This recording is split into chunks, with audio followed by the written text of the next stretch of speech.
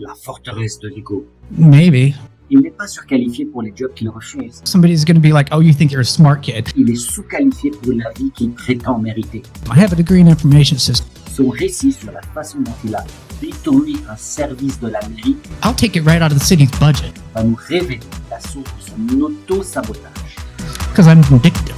Une arrogance toxique qui le rend incapable d'accepter la moindre critique. Not time on, man.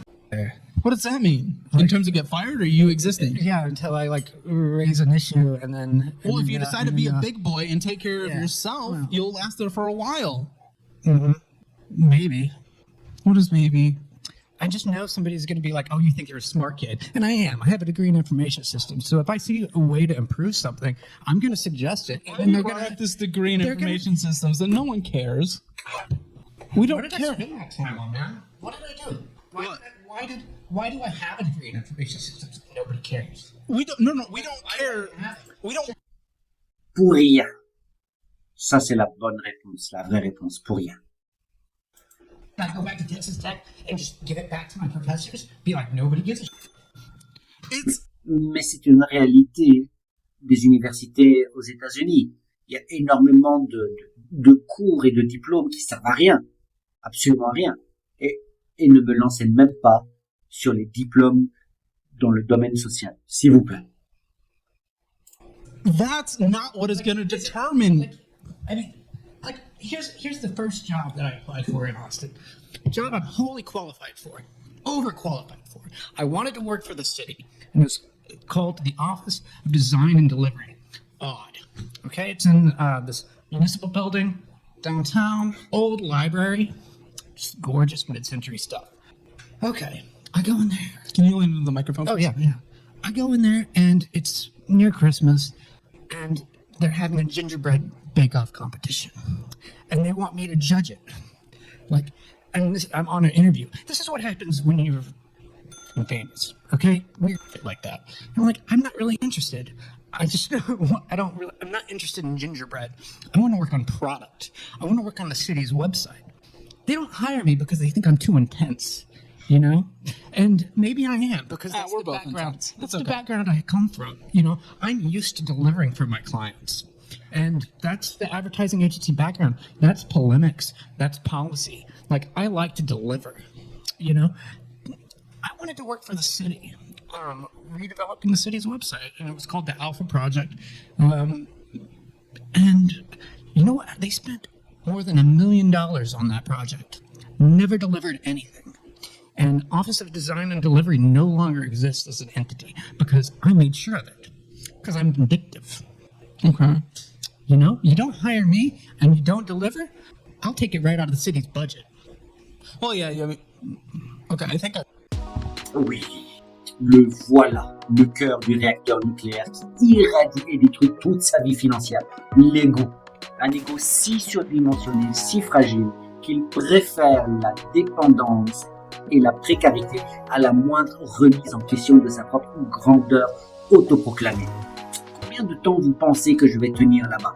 Demande-t-il à propos d'un job dans un fast-food. Jusqu'à ce que je soulève le problème, si je vois une façon d'améliorer quelque chose, je vais le suggérer. Ils vont avoir peur que je devienne le patron. Faudrait se calmer quand même, hein? C'est hallucinant. Il n'a même pas mis un pied dans le restaurant et il s'imagine déjà en train de révolutionner le process de fabrication des burgers, se voyant comme un génie incompris au milieu des teenagers. C'est d'une arrogance sombre. Il ne voit pas un job comme une opportunité d'échanger son temps contre de l'argent pour survivre. Il le voit comme une scène où il doit performer, être reconnu, être le plus intelligent. Et comme un job de base ne lui offrira pas cette reconnaissance, il le rejette par avance. C'est le syndrome de l'autosabotage égotique dans toute sa splendeur. Puis vient l'apothéose. Sa réaction quand Caleb lui dit que son diplôme n'intéresse personne.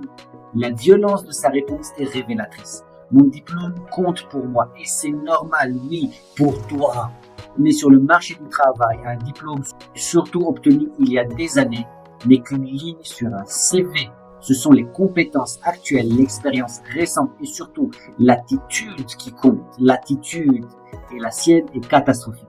Son histoire sur sur l'Office of Design and Delivery de la mairie d'Austin est le clou du spectacle. Il n'est pas embauché parce qu'il est trop intense. Au lieu de se demander si son attitude n'a pas été un problème, il entre dans une vendetta personnelle.